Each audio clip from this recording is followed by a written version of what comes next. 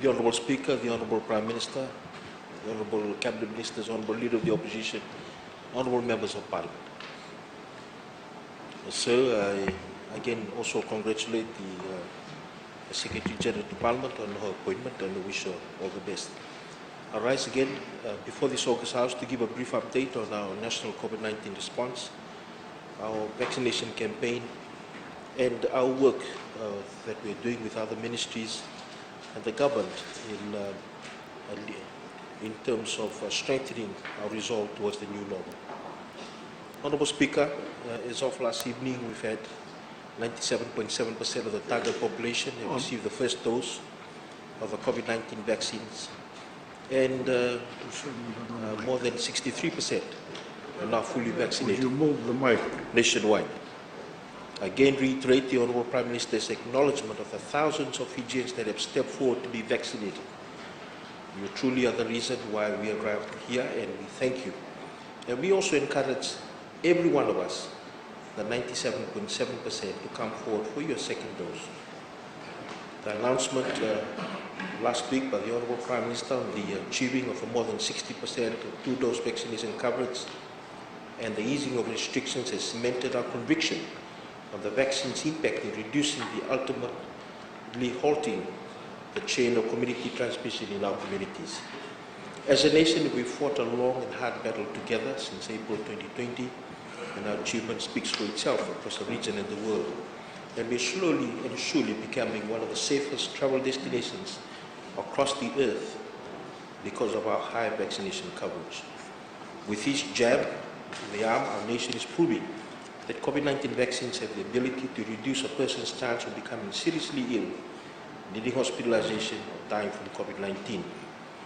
As I've shared previously, these vaccines provide life-saving protection of the complications of severe COVID-19 and also protection against death. Although a fully vaccinated person may still get infected, they are more likely to experience mild symptoms or asymptomatic because of the protection provided by the vaccine.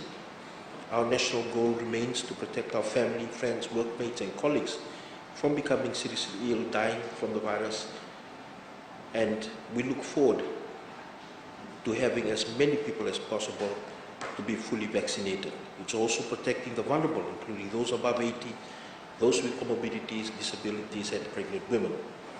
We again acknowledge the support of our multilateral partners, the COVAX facilities, in the provision of doses of COVID-19 vaccine for all eligible individuals in Fiji. We continue to monitor our vaccination campaign to ensure the efficiency of delivery and the usage of the vaccine, as well as its impact on our communities. With the assistance of the many arms of government and members of our communities, our vaccination teams are tracking rugged terrains in the highlands and crossing rivers and oceans to deliver the vaccine to everyone, ensuring that we leave no one behind.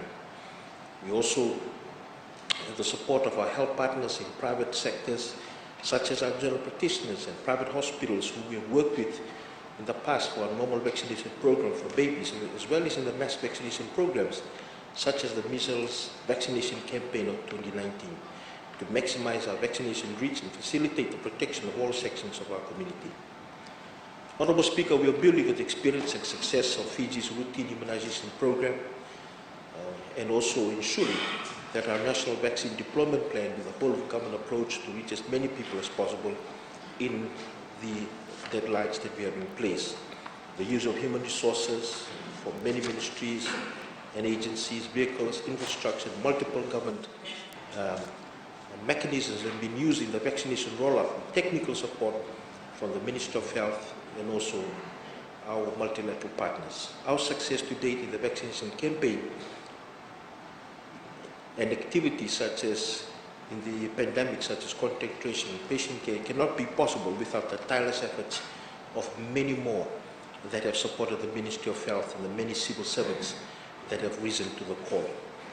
Timely response from our partners have also ensured efficient delivery of vaccines.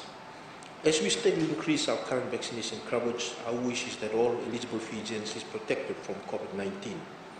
The majority of mortality in this pandemic have occurred at home or before they reach the hospital among the unvaccinated. For our mop-up vaccination approach, we are identifying the pockets of unvaccinated population and conducting opportunistic vaccination to those who have missed the opportunity to do so. This process has commenced in the greater Suvarno, Sori and Singatoka Nandi corridors, and they've already picked up segments of the population with some with vulnerable category who have missed out during the initial drive. Our vaccination teams in all our subdivisions are working closely with the Ministry of Itoki Affairs, the Rokotuis and Turani Koros, and our village health workers, conducting hand counts to ensure all eligible individuals in villages and settlements are counseled and vaccinated.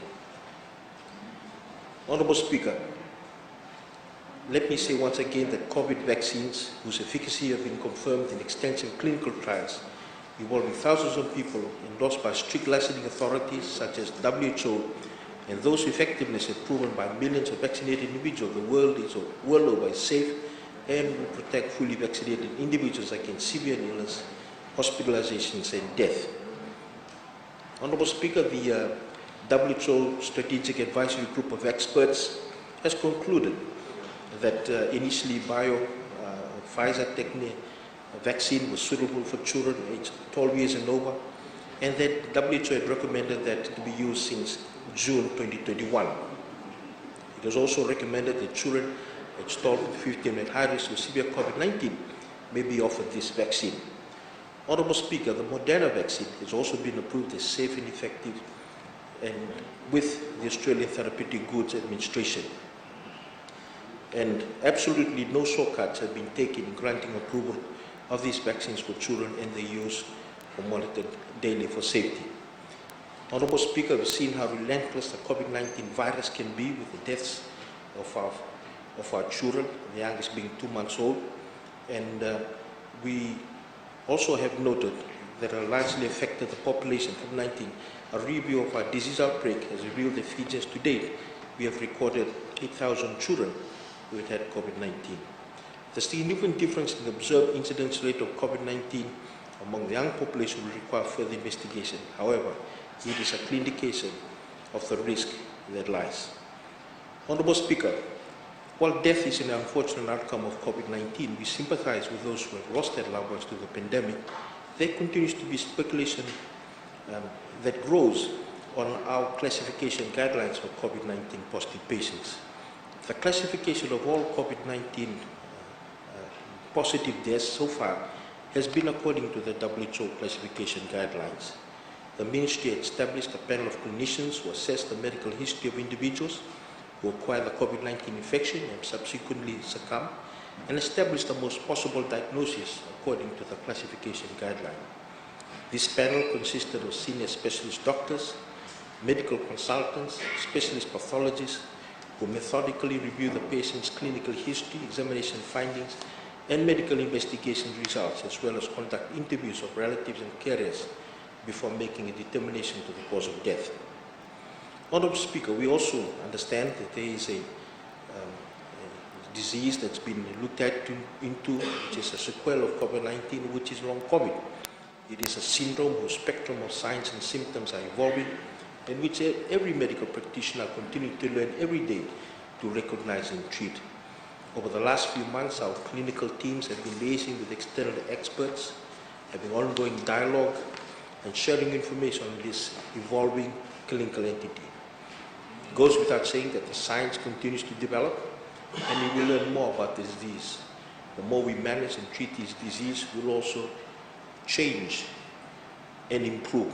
And meanwhile, our team of clinical experts have been consulting with expert counterparts abroad and with WHO and put together an adopted guidance on the diagnosis and treatment of COVID-19 in the recently approved 9th edition of a clinical management guidelines for adults with COVID-19 to be used in all health facilities throughout the country. Honourable Speaker, it is important to note that everyone who is tested positive for COVID-19, that they are reflected on the clinical care pathways and also in terms of the database that we have, so that to ensure that they are followed up appropriately when they do have symptoms that may be because of long COVID. Honourable Speaker, the Honourable Prime Minister last Thursday announced on the achieving of the 60% two-dose vaccine that have been a relief, and the announcements have been a relief for many individuals and communities. However, we will continue in the Ministry of Health in the coming weeks, working with our partners and the civil servants that are with us to continue to vaccinate those in the communities that have not yet been fully vaccinated. Honourable Speaker, we also understand that the local borders within Viti Levu have been opened, and movement through the local borders to the northern eastern divisions remain highly controlled, and we are calling on all Fijians in the north around our maritime areas to please come forward and be fully vaccinated for those of you who have not been fully vaccinated. We know in the northern division that the fully vaccinated is sitting at about 50%. We'd also like the northern division to be able to raise their fully vaccinated numbers similar to what we're seeing all right across the country, and also in the many islands in the maritime areas. In preparations for the opening of international borders and the influx of visitors into the country, we have recently established our Border Health Protection Unit under the Ministry's Health Protection Division and will play a leading role in supervising the border health protection programs. This unit, under the guidance and the leadership of a senior and well-trained medical officer, will consolidate and strengthen the infectious diseases surveillance, monitoring, laboratory testing, and quarantine services conducted by various units and departments in the ministry, working in tandem with other border control services and agencies. This, Honourable Speaker, is something that has been comprehensive in its working over the last 1.5 years of COVID, and its rudimentary framework has been there from before, including the International Health Regulations or IHR, but moving forward we'd like to see this more complex unit actually taking on these responsibilities. Through its collaborations with local and international border health agencies, the unit will further boost our ability to protect our population from the threat of transnational infectious diseases and global health emergencies, which also includes the COVID-19 variants that have not yet been to Fiji. In addition, the Ministry is revamping its disease surveillance network to focus on other disease entities with potential outbreak capabilities in addition to COVID-19. This is also important as we approach the cyclone season in Fiji and the ever-present threat of climate-sensitive diseases that get propagated in our communities during these climatic upheavals. The silver lining of this rather devastating COVID-19 outbreak is the enhancement of our lab testing capacity for infectious diseases in Fiji. From the single machine capacity in March 2020, we now have 7 health facilities in the public and private sector testing for COVID-19 antigen with capacity to test for the other communicable diseases. And we have seen the increase in the numbers. We've also increased the numbers of our lab scientists to be able to meet this demand, but they have been one of our important frontline workers. You remember, Honourable Speaker, the Fiji Center for Disease Control is predominantly run by our lab scientists under the guidance of Dr. Alicia Saukan, the head of health protection. Their role is so important, and throughout this pandemic, and we've also, as I've alluded to, also employed a few during the last year to be able to support the work. It's to build understanding and adherence to COVID-safe measures and healthy living habits. The Ministry will work hand in hand with, continues to work hand in hand with health partners, enforcement agencies and communities through our outreach programs to develop and enhance buy-in and the commitment of our communities, not only during this time of COVID, but also beyond, towards establishing health-promoting communities through initiatives that are currently in schools and strengthening it in the community, and also working with the island communities, island councils and workplaces. Honourable Speaker, I've alluded in Parliament before that despite COVID-19, we continued to provide our response in other areas in which is normative to the Ministry of Health, such as NCDs. And during this outbreak, the NCD management became also of importance as our capacity and system was challenged by COVID-19. Nevertheless, our national focus remained entirely not only on the control of COVID-19, but also meeting our normative work, understanding that people living with chronic non-communicable diseases are most at risk allowed the ministry to plan strategically with the most effective means to ensure that services to all our NCD patients continue unhindered. And I'd like to talk a little bit about some of the areas in which we have been doing with NCD work. One is guidance on oral health services during COVID-19.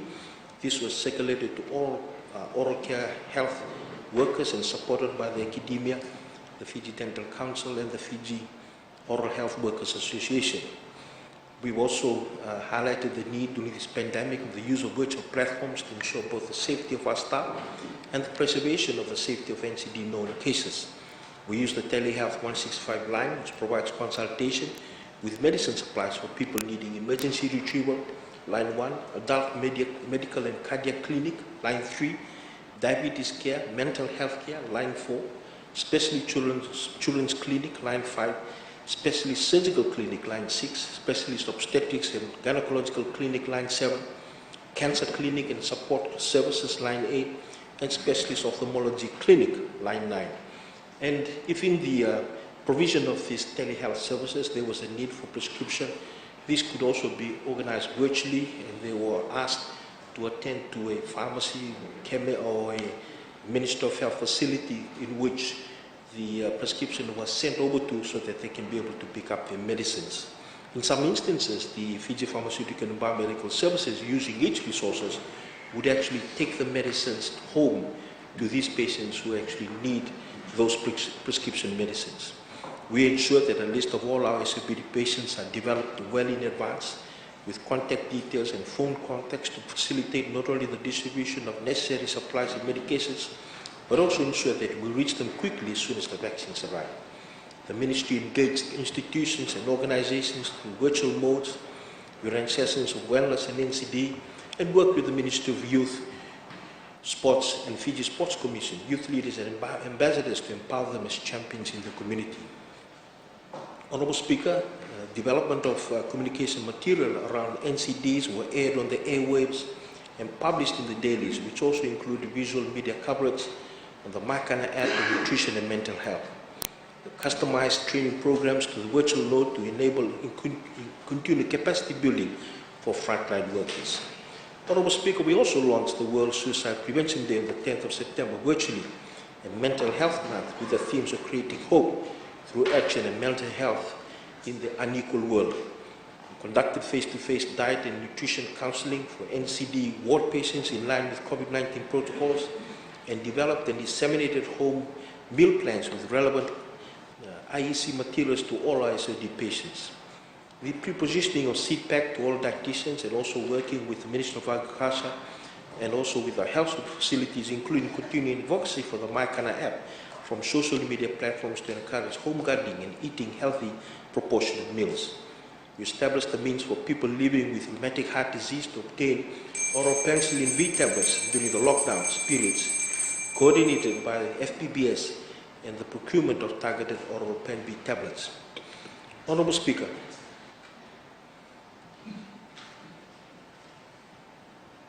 we've also, as I've alluded to earlier, realized that there was a need to continue to increase and strengthen the work around mental health, and I've talked about it in Parliament before, but certainly we have the mechanisms to be able to offer mental health services to our staff and also to the patients that we look after. And during this mental health month, as we reflect on it, I would like to ask that we continue to support one another around the country and encourage one another. And certainly the lifting of the restrictions that happened after we reached 60% has, in my reflections, and people have talked to me and said that this has actually made them realize that we are really on the way up and away from the darkness of the pandemic, and we see a light at the end of the tunnel. I thank you, Honourable Speaker.